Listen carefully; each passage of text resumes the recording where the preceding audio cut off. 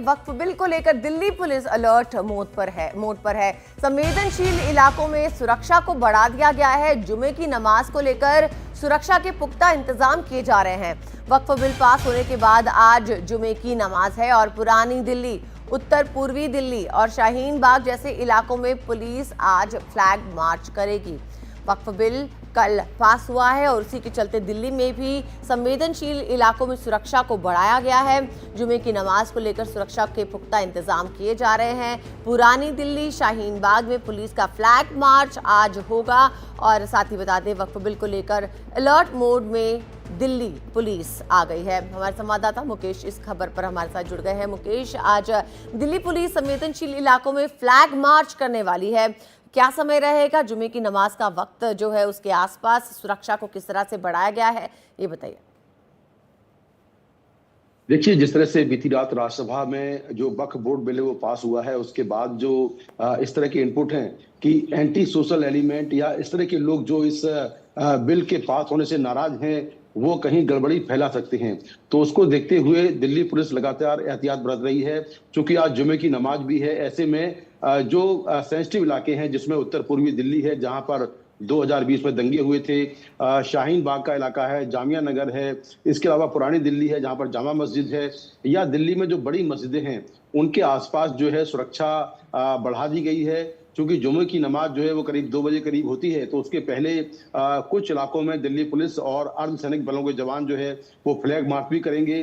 शाहीन बाग के साथ साथ जामा मस्जिद इलाके में भी दिल्ली पुलिस फ्लैग मार्च करेगी ताकि कहीं भी कोई गड़बड़ी ना होने पाए। तो जिस तरह से इनपुट है कि एंटी सोशल एलिमेंट कुछ गड़बड़ी फैला सकते हैं, उसको देखते हुए लगातार दिल्ली पुलिस तमाम जो सेंसिटिव इलाके हैं वहां पर निगरानी कर रही है। वहां पर सुरक्षा पहले के मुकाबले बढ़ा दी गई है और 2 बजे के करीब जब जुम्मे की नमाज होगी उस वक्त जो है तमाम जगहों पर सुरक्षा रहेगी। तो दिल्ली पुलिस के अलावा अर्धसैनिक के जवानों को भी तैनात किया गया है। जी मुकेश, बहुत बहुत शुक्रिया मुकेश आपका इस जानकारी को हमारे साथ साझा करने के लिए। और इस तरह की बड़ी खबर आपको बता दें, जैसा कि मुकेश आपको जानकारी दे रहे थे कि जुमे की नमाज को लेकर तमाम तैयारियां दिल्ली में भी की गई। केवल दिल्ली नहीं बल्कि देश के अलग अलग हिस्सों में तैयारियां की गई हैं। तो हम यूपी की तस्वीर अब आपको दिखा रहे हैं और यूपी की तस्वीर क्या है ये आपको बता दें।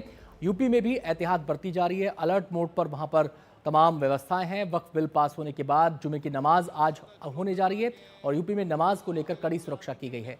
सभी पुलिस कर्मियों की छुट्टियों को रद्द कर दिया गया है। लखनऊ, संभल, बहराइच, मेरठ, मुरादाबाद में अलर्ट है।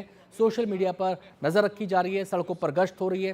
वक्फ बिल को लेकर संभावित विरोध प्रदर्शन को देखते हुए प्रशासन ने कई तैयारियां की हैं। सीधे हम रुख करेंगे, हमारे सहयोगी शुभांग हमारे साथ संभल से जुड़ चुके हैं और जानकारी देने के लिए। शुभांग, आशंकाएं तमाम जताई जा रही हैं, ये भी कहा जा रहा है कि कहीं कोई अप्रिय घटना ना हो, इसलिए तमाम व्यवस्थाएं की गई हैं।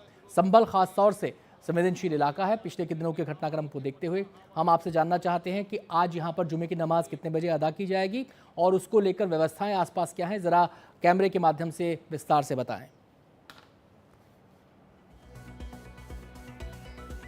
बिल्कुल अनंत, और देखिए इस समय मैं संभल के शाही जामा मस्जिद के ठीक मुख्य गेट जो है उसके सामने यहाँ पर मौजूद हूँ।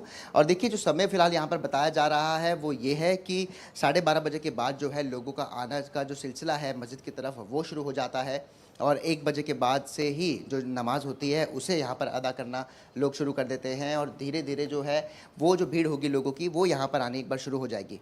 ज़ाहिर तौर पर हमने देखा है कि संभल जो है वो काफ़ी संवेदनशील इलाका है, क्योंकि जिस तरीके से पहले 24 नवंबर को यहाँ पर पुलिस के ऊपर पथराव हुआ था, दंगे हुए थे, उसको ध्यान में रखते हुए, तमाम गतिविधियों को ध्यान में रखते हुए अब जब ये संशोधन बिल दोनों ही हाउसेस में पास हो गया है तो ऐसे में जो सुरक्षा के कड़े इंतजाम है वो यहाँ पर ज़रूर किए जाएंगे। और आप देख सकते हैं कि यहाँ पर फ़िलहाल उत्तर प्रदेश पुलिस है, यहाँ पर RRF है, इन सभी को फ़िलहाल यहाँ पर अभी डिप्लॉय किया गया है। और ना सिर्फ ये बल्कि एक इलाके में, क्योंकि ये एक तरफ है जो ये मुख्य गेट है शाही जामा मस्जिद का, लेकिन वहीं इसके चारों तरफ जो है पुलिसकर्मी वहाँ पर उनको तैनात किया गया। अगर आप देखें तो ये पूरी की पूरी जो लाइन है यहाँ पर यहाँ से ठीक सामने की तरफ एक गेट है जहाँ से लोगों का जो आने का सिलसिला है वो वहाँ से शुरू होगा और वहाँ पर भी उत्तर प्रदेश पुलिस और साथ ही साथ आरआरएफ की जो डिप्लॉयमेंट है वो यहाँ पर भारी मात्रा में यहाँ पर देख सकते हैं कि की गई है।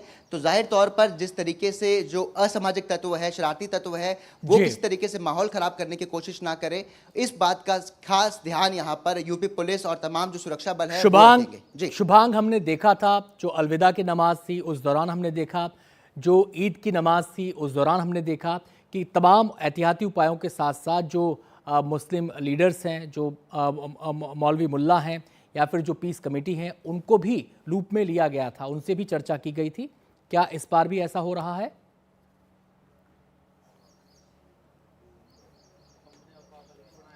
बिल्कुल बिल्कुल अनंत, क्योंकि देखिए जब हमने इससे पहले अलविदा नमाज के समय और ईद के समय देखा तो देखिए संभल में सड़कों पर और छतों पर नमाज अदा करने के लिए मना कर दिया गया था, उसकी इजाज़त नहीं दी गई थी।